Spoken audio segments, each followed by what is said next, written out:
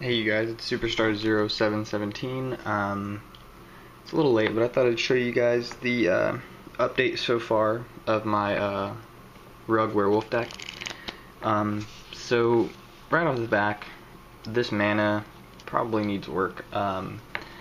It's been testing alright. I've seen some people use cards like Copperline Gorge in their mana pool, but I don't know, I'm really not sure about Copperline Gorge, how I feel about it in the deck. So if you guys are playing any sort of rug, or are really good with mana bases, please feel free to leave me a comment or shoot me a message. Really do need the help. I wasn't able to go to Monday Night Magic tonight. I had a huge exam tomorrow. And honestly, if I did, I'd probably play just mono green werewolves. Just because the deck is a lot stronger in my opinion. At least just because I've tested it with it more and I'm more comfortable with it. But this deck is doing pretty well. It's doing alright actually. Just problems with the mana base that I'm trying to iron out. And so without any more talking, so we're running 4 Delver of Secrets. Delver of Secrets is just an amazing card. Being able to have a potential turn 2, 3-2, or even a 4-3. If you drop the Mayor is just really good. Lots of synergy with another card you'll see in a second. It's just a really good card. So up next we're running the 4 Mayor of Avabruck. The whole point of this deck is to establish a threat and protect it. Just a really awesome card. I really wish he was a 2-2, but you take what you get basically. On the flip side, he's a 3-3 that produces other 3-3s, which is just really good. Up next, 4 Snapcaster Mages. I honestly hate running 4, but 3 is never enough. I die a little bit every time I open up with 2 of them, but you really got to run 4. They're really good. They just put in just mad work. And when they're good, they're amazing, but when they suck, they're still not that bad. So yeah, I probably complain a little bit more than I should about this card, but it's a pretty good card. Definitely has won me many games. Excellent synergy with just about every card in the deck. Even the Mayor of Avabruck pumps him, so that 2-1 that you'd be flashing in now becomes a 3-2 with Mayors on the field, which is really, really not too shabby. Being able to take out a lot of cards in the meta is just amazing, and he puts in a lot of work. Now, there's one matchup with this deck that I'm a little concerned about, and there are cards in the sideboard for it, but I do need to do a bit of testing against the French Unburial Rites deck, or Frights as it's called. And so I don't have too much experience with the matchup, but Phyrexian Metamorph takes care of Elesh Norn, so it's not a huge problem. It is a big card obviously, and it does really screw over every card in the deck. But you just have to play around it. You have to mana leak it when it comes out, or mana leak the the rights of something, the card that brings it out. But we'll talk about that a lot later, because I still have yet to do really any testing against the deck. But we're running 2 Daybreak Ranger. On the day side, he just shoots down spirit tokens, shoots down just about every card that you'd want to shoot down, Delvers, Drogskull Captains, things like that. And on the backside, he just eats up Hero, Blade Holds, eats up really just about anything. Fantastic card, a 4-4 on the flip side. Now the first change to the deck is we're only running 3 Huntmaster. Now, why are we only running 3 Huntmaster? The 4th Huntmaster was a little cloggy. You don't really want to always cast him turn 4. You do want to keep your mana open for other spells.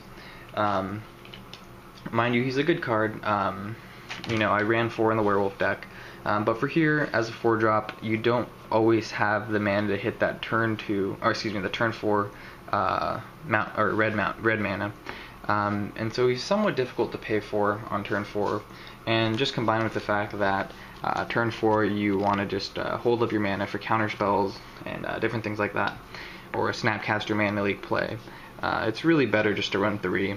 He's there when you need him, he's not there when you don't. And obviously, sometimes he is difficult to cast, so 3 Huntmaster the Fells.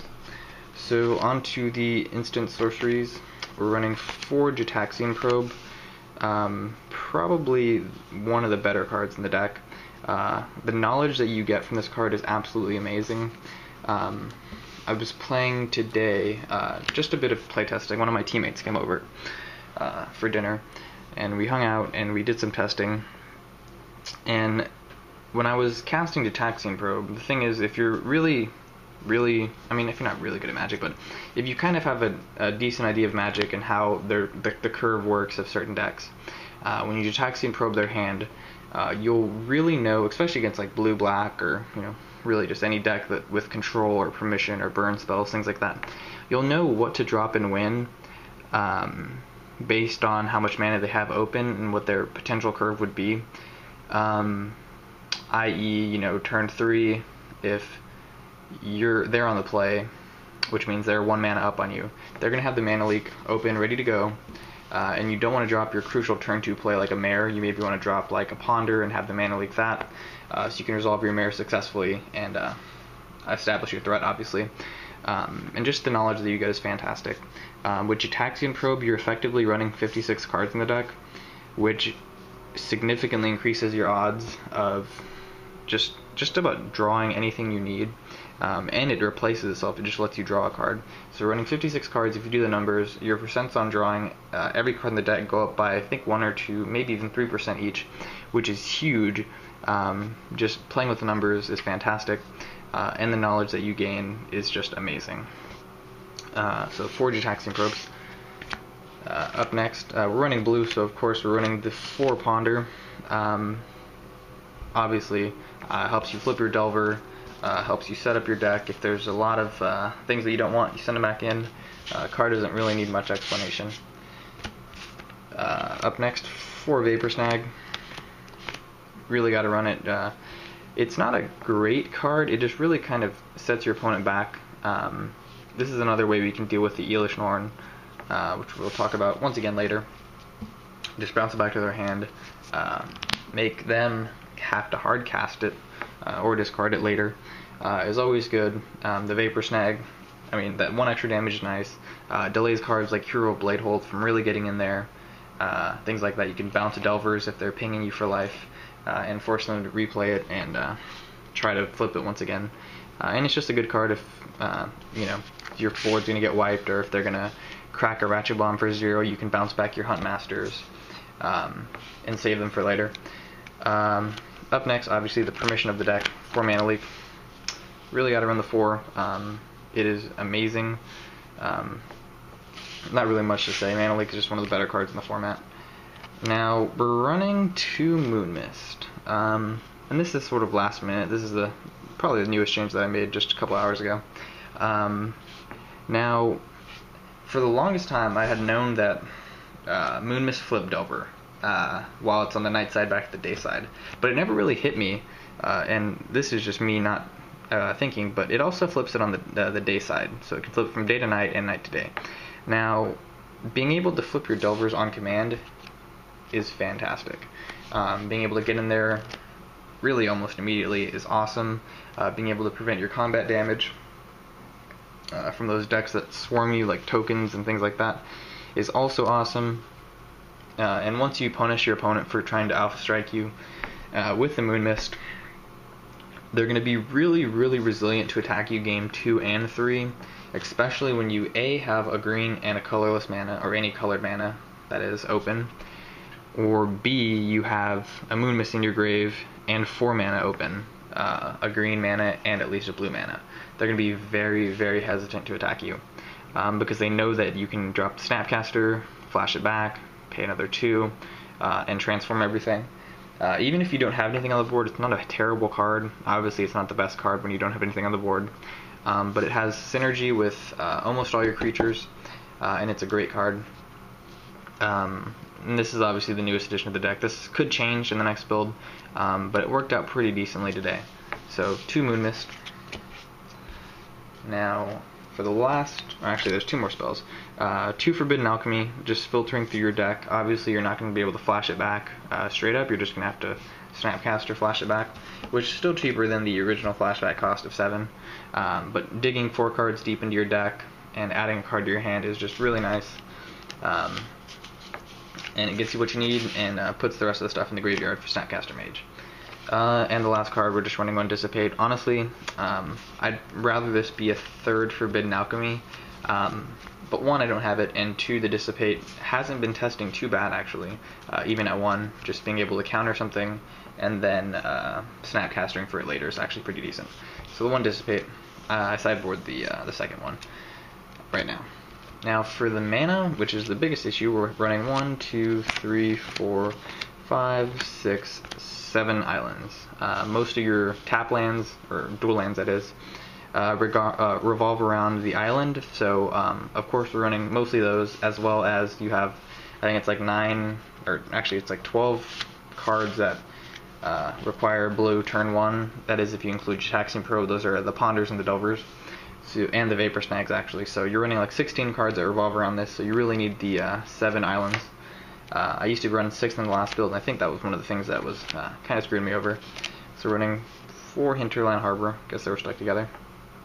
You want to have a lot of turn 2 green mana for your Moon Mist, if you really desperately needed it, which you shouldn't, obviously. For your Mirror of Aberbrooks, things like that. The 4 Hinterland Harbors are fantastic. Up next, we're running 1, 2, 3 Forest. Obviously, you know, more turn 2 green is nice. As well as it turns on the Hinterland Harbors and the Rootbound Crags. We're running 2 mountains. Obviously just for the Huntmasters and to turn on Rootbound Crags and Sulphur Falls. So 2 Rootbound Crags and 2 Sulphur Falls, just more dual landage, red-blue and red-green, obviously very important colors in the deck. And the last 2 cards are 2 Evolving Wilds. Honestly, this deck would not stand a chance without this card. It fixes your mana. It really is one of the better cards in the deck. If I wasn't running Delver, I'd probably up this to 3, and then obviously fit in a comparable turn 1 play. But Delver really requires you to run over 20 spells, and so I run 21 to be able to flip Delver about 33% of the time. And so my mana base is obviously reflecting that. I run 22 lands, which is really low, but if you think about it, it's not terribly low. The highest casting cost card in the deck is Huntmaster, and that is 4, which isn't too much. I think other than Huntmaster, the most you tap out is 5 for Snapcaster flashing back a Forbidden Alchemy, which, once again, isn't too much to pay, or Dissipate. So that's your deck. Like I said, I need some help with the mana base. Let me know what you guys think. It's been testing out pretty decently. I still mulligan a little bit more than I'd like to, but that comes with the 21 land territory and running 3 different colors in your deck. So that's it, guys. Let me know what you guys think. Rate, comment, subscribe. And once again, I think tomorrow I'm going to go ahead and do the drawing for the Squadron Hawks. I've just been so busy with school and work and things like that. And thanks for watching, guys. Rate, comment, subscribe. Peace.